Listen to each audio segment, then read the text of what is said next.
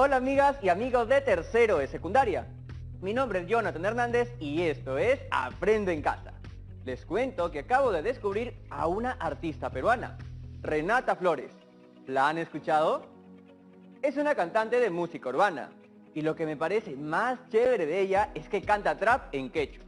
El otro día estuve leyendo una entrevista que le hicieron y Renata contaba que en una época su mamá y su papá la educaron alejada de ese idioma, por temor a que sea discriminada, y que fueron sus abuelas quienes se encargaron de transmitirle la importancia de hablar en su lengua materna. Y ahora ella canta en quechua, porque quiere revalorizar esta lengua.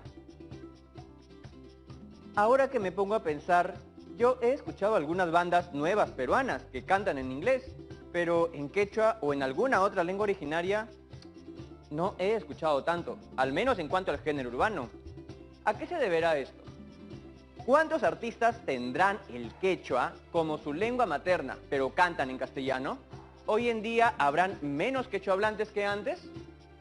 ¿Por qué será? Aunque creo que la gran pregunta debería ser, ¿cuáles son los motivos por los cuales disminuyó el porcentaje de personas quechohablantes al inicio de este siglo? ¿Cómo voy a hacer para averiguar esto? ¡Ya sé! Este es un nuevo caso para... ¡El Detective Joe! Hola amigas y amigos de tercero de secundaria.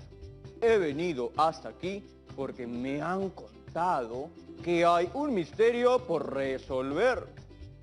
Y un buen detective, como yo, no puede trabajar solo. Por eso he venido con mi compañero, socio, colega, profesor Emerson. Hola a todas y todos. Mi nombre es profesor Emerson y mi especialidad es la matemática. Profesor, seguramente nuestras amigas y amigos se están preguntando, ahí detrás de la pantalla de sus televisores o computadoras, ¿cómo alguien especialista en matemática nos puede ayudar a resolver esta situación? Detective John, la respuesta es fácil y es porque la matemática está en todas partes y puede ayudarnos a resolver infinidad de situaciones o interrogantes como la que tenemos el día de hoy. Así es. Y una de las cosas que quería descubrir Jonathan son los motivos por los cuales existen menos quechohablantes que antes. Ya veo. Eso lo podemos resolver con una investigación, recopilación y organización de datos, variables cualitativas, cuantitativas, encuestas. Tú sabes, detective John. ¿Qué tanto sabes sobre la situación actual de las lenguas originarias? ¿O del quechua específicamente? Sé tanto como que casi nada. Bueno, partamos de ahí entonces. Miren este mapa. ¿Ven todos esos colores? Cada uno de ellos representa a un idioma nativo que se habla en el Perú. ¿Cuánta riqueza lingüística tenemos en nuestro país? Eso es cierto. Lo haremos representando las características de una población en estudio mediante variables cualitativas o cuantitativas, usando el muestreo y recopilación de datos a través de encuestas. Y ahora, ¿por dónde empezamos? Empecemos revisando información de algunas fuentes confiables. Según los datos del Ministerio de Educación, en el Perú, el quechua es considerado una lengua vital, aunque muchas de sus variedades están en peligro de desaparecer. Empezando el siglo XX, el 60% de la población era quechohablante, mientras que a inicios de este siglo, solo el 15% lo era. Como acabamos de ver, el porcentaje ha disminuido un montón, pero igual es importante recalcar que en cuanto a la cantidad, hay más quechohablantes en el 2014 de los que había en 1876. ¿Y qué podríamos hacer para ayudar a preservar el quechua o todas las lenguas originarias en general? Bueno, en realidad, los estados deberían adoptar políticas y estrategias firmes y duraderas, porque si no lo hacen, es probable que más del 50% de los casi 7.000 idiomas que se hablan en el mundo desaparezcan en pocas generaciones. Además que el Perú es uno de los países de mayor riqueza lingüística en América Latina. Aquí se han reconocido 47 lenguas originarias. ¿Y como país, hemos hecho algo al respecto? Existe una ley llamada Ley de las Lenguas, que podría ser un motor para la implementación de una política nacional de lenguas. Es necesario que todos estemos al tanto de este tema, porque mira, de los 47 idiomas considerados como oficiales, se calcula que 17 están en serio peligro de extinción, por la mínima cantidad de hablantes. Entonces, es importante tomar medidas urgentes para proteger estas lenguas y evitar que tengan el mismo destino de, por lo menos, 37 lenguas habladas en el territorio peruano que ya desaparecieron. Profesor, no sabía que el asunto era tan grave. Entonces, nuestra investigación para saber por qué existen menos quechohablantes que antes puede ayudarnos a entender mejor qué es lo que está pasando y así, capaz, vamos a poder hacer algo. Este es un excelente misterio por resolver. Detective John, entonces, ¿empezamos con esta investigación? Afirmativo, profesor. Empecemos. Amigas y amigos, este es el momento donde deberán sacar su lápiz, su lupa y libreta secreta de apuntes. Si no tienen lupa a la mano, no se preocupen. Usamos la mía. Para resolver este reto o misterio, realizaremos una investigación aplicando la estadística y para ello tendremos en cuenta los siguientes pasos. Paso 1. Elegir y delimitar cuidadosamente tu población de interés. Paso 2. Seleccionar la muestra. Y paso 3. Elaborar y aplicar una encuesta. Colegas detectives, recuerden que la estadística es una parte de la matemática, que estudia cómo recopilar, organizar, presentar, representar y resumir gran cantidad de información para extraer conclusiones. El paso número 1 es elegir y delimitar cuidadosamente la población de interés. ¿Población de interés? Ese concepto no está dentro de mi amplio glosario de términos detectivísticos. No te preocupes, para eso estamos. La población es el conjunto de personas u objetos de los que se desea conocer algo en una investigación. El universo o población puede estar constituido por personas, animales, registros médicos, los nacimientos, los accidentes viales, en fin, cualquier tema del que se quiere investigar, y se representa con la letra N mayúscula. Y a cada elemento de la población se denomina individuo. Para esta investigación, ¿cuál creen que debería ser nuestra población? Pienso que podríamos elegir a toda la población del Perú. Por mi amplia experiencia como detective, sé que, según el Censo Nacional del año 2017, en el país éramos 31.237.385 habitantes. Interesante información, detective John.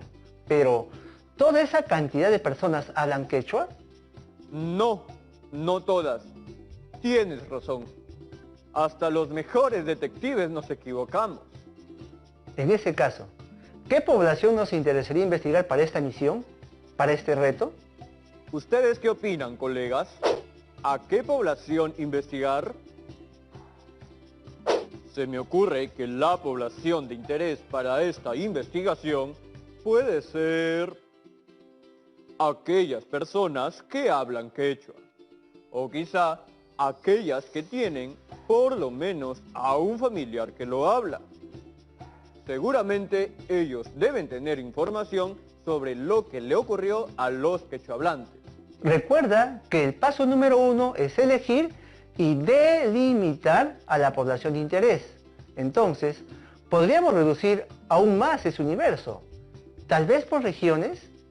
¡Qué buen aporte! ¡Claro! Justo tengo información a la mano sobre eso. Aquí están las 10 regiones con mayor cantidad de quechohablantes en el Perú. Ustedes, chicas y chicos, ¿qué población elegirán? Podrían ser personas del lugar en donde viven o del lugar de donde son sus antepasados. Cuando ya la tengan definida, escríbanla en su libreta secreta de apuntes.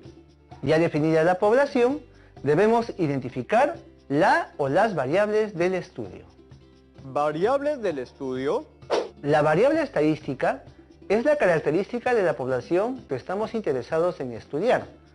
Puede ser cualitativa o cuantitativa. Las variables cualitativas toman valores no numéricos y entre ellas se pueden distinguir dos tipos, la nominal y la ordinal. La variable cualitativa ordinal me suena a que tiene un orden. Ajá, son aquellas que siguen un orden o jerarquía, como por ejemplo el nivel socioeconómico, que puede ser alto, medio o bajo. ¿Y qué hay de la nominal?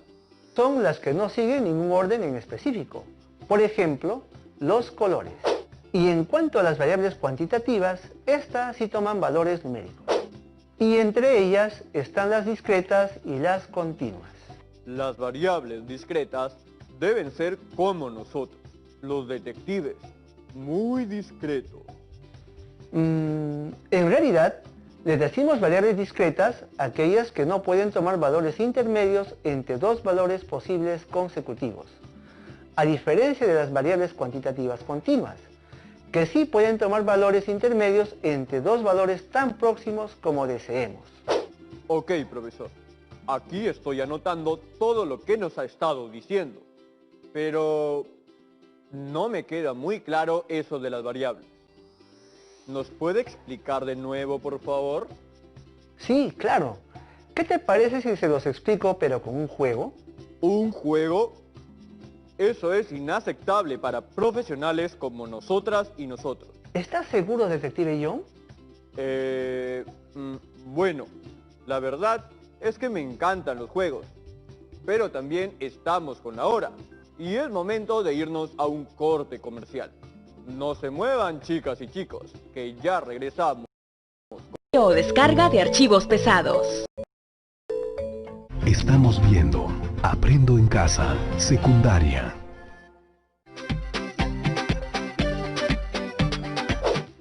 Bienvenidas y bienvenidos de vuelta a Aprendo en Casa. Antes del corte, el profesor Emerson estaba a punto de explicarnos con un juego un poco más sobre los tipos de variables. ¿Listas y listos? Recuerden que las variables cualitativas no toman valores numéricos, mientras que las cuantitativas sí lo hacen. Y además, las variables cualitativas nominales son aquellas que no siguen ningún orden en específico, mientras que las cualitativas ordinarias sí lo hacen.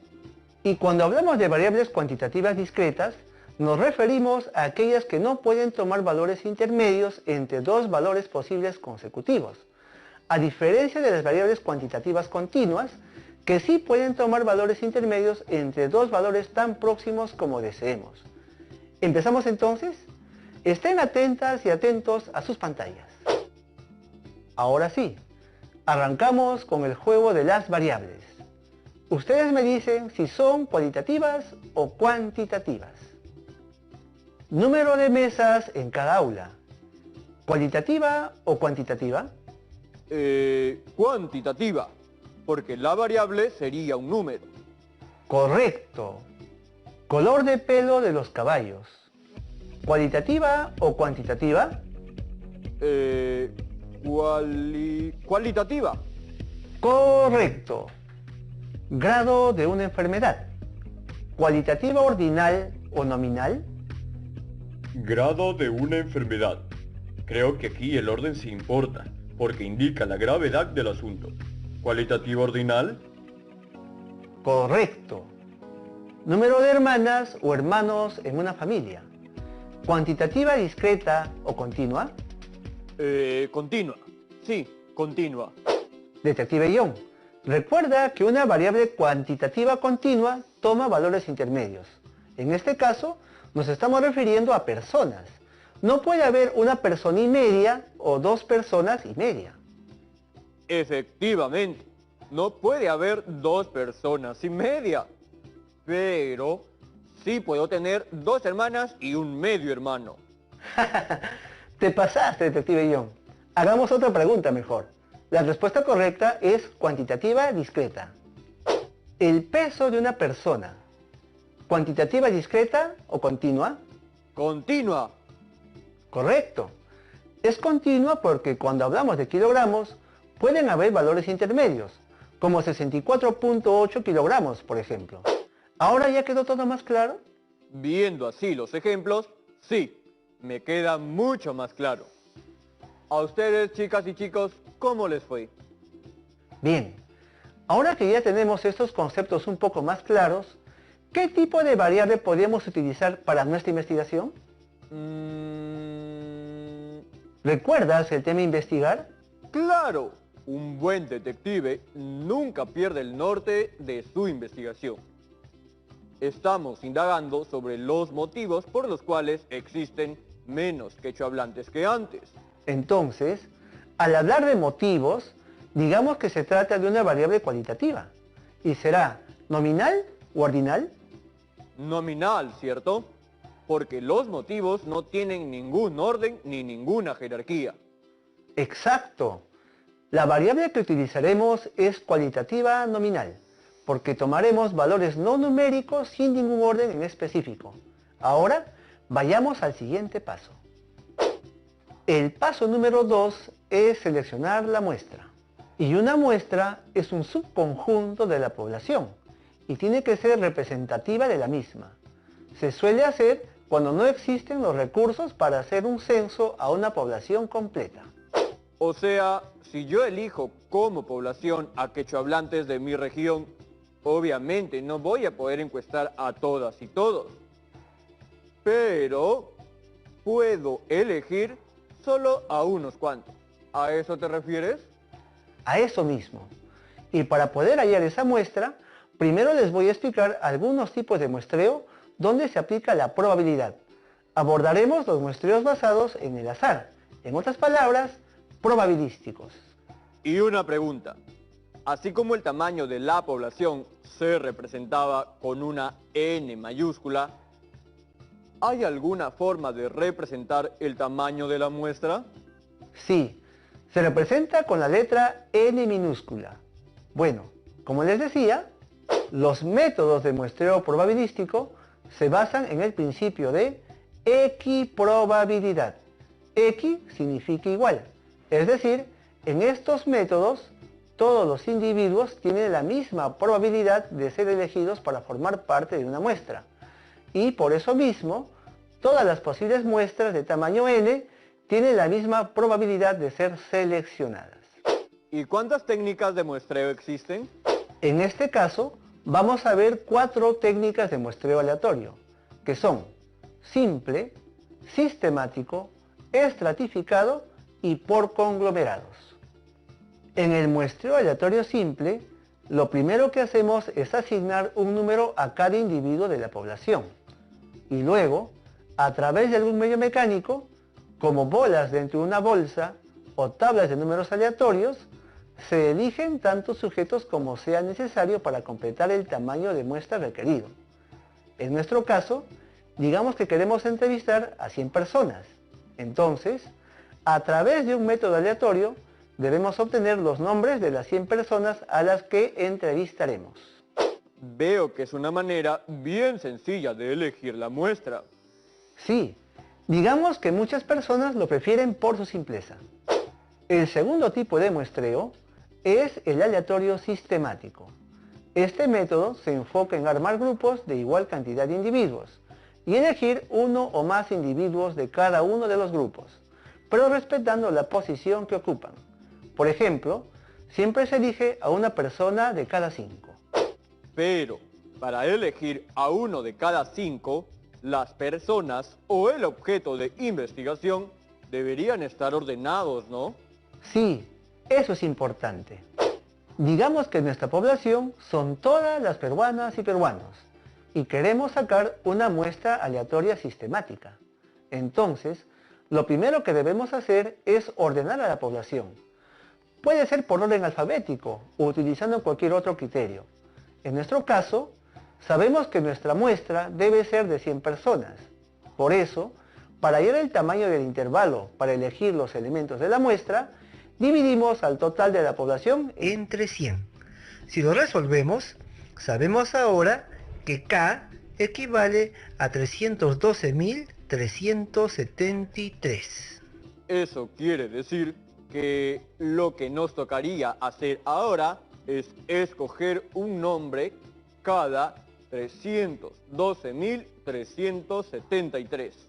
Sí, y hay que hacerlo de forma sucesiva hasta el final, o sea, hasta llegar al individuo número 31.237.385.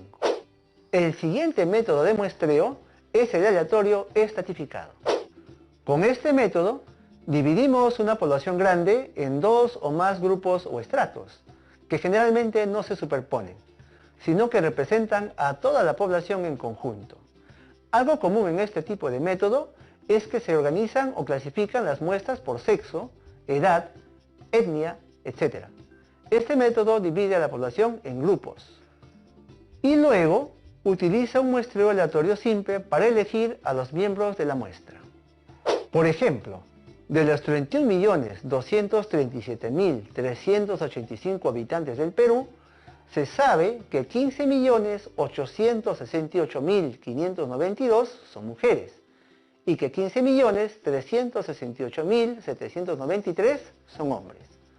Y ya, conociendo estos dos estratos, podemos aplicar un muestreo aleatorio simple en cada grupo para elegir a los miembros de la muestra, que a su vez deben representar proporcionalmente los estratos de la población. Y cuando dice deben representar proporcionalmente a los estratos de la población, se refiere a... Imaginemos que la cantidad de mujeres peruanas representan al 51% de la población peruana en general y los hombres al 49%. Con una representación proporcional me refiero a que si la muestra es de 100 personas, 51 debería ser mujeres y 49 hombres. Ahora, nos tocaría el último método de muestreo, que es el aleatorio por conglomerados. En este tipo de muestreo, la unidad muestral es un grupo de elementos de la población a la que llamamos conglomerado. Algunos ejemplos de conglomerados pueden ser hospitales, universidades, urnas electorales o incluso áreas geográficas. En este cuadro pueden ver cómo se llegó al número de la muestra dependiendo del porcentaje de la población. Y esos son los 4 tipos de muestreo probabilísticos que existen. Muy bien. Ahora, solo nos faltaría elegir cuál de esos tipos utilizaremos para nuestra investigación. Mi olfato de detective me dice que deberíamos ir por la aleatoria simple. En realidad, el tipo de muestreo depende mucho de los recursos disponibles del equipo investigador. En una situación como esta, lo ideal sería escoger un muestreo por conglomerados en todo el Perú, pero sería muy caro, tomaría mucho tiempo y la pandemia lo complicaría aún más. Y como tú dices, lo más adecuado sería hacer un muestreo simple. Entonces, lo que yo haré para sacar esta investigación adelante será definir la población de mi interés y luego ubicaré entre familiares, amigos y vecinas a unas 60 personas para después elegir al azar por medio del muestreo simple a 30 para aplicarles la encuesta. Recuerden que las preguntas de la encuesta deben estar siempre relacionadas con la meta del estudio de la investigación. Esta parte ya estaría dentro del tercer paso: elaborar y aplicar la encuesta. ¡Claro! En nuestro caso, el estudio está dirigido a conocer los motivos por los cuales existen menos quechohablantes que antes. Por eso, he redactado las siguientes 2 preguntas. Primero, debemos conocer la edad del entrevistado. Años.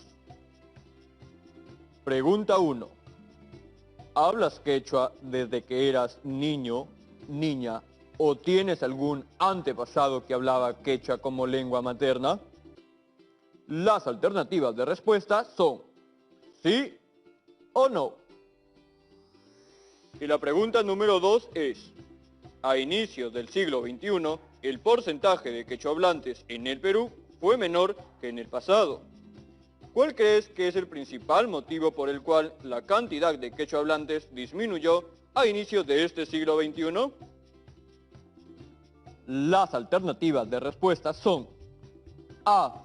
La migración de quechohablantes del campo a la ciudad. B. La enseñanza en el colegio no es en quechua en todos los grados. C.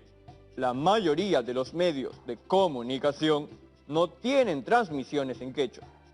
D. La poca valoración del quechua o vergüenza de hablarlo. Y E. Otro motivo. Escribe cuál brevemente. Detective John, ya tienes la muestra definida y la encuesta elaborada. Así que ya estamos listas y listos para aplicarla y recopilar la información. Este misterio sin resolver sobre los motivos por los que existen menos quechohablantes que antes tomará más tiempo de lo que calculé. Creo que no llegaremos a resolver este asunto dentro del programa de hoy. Sí, es algo que toma su tiempo, porque todavía falta aplicar la encuesta, organizar los resultados y luego analizarlos.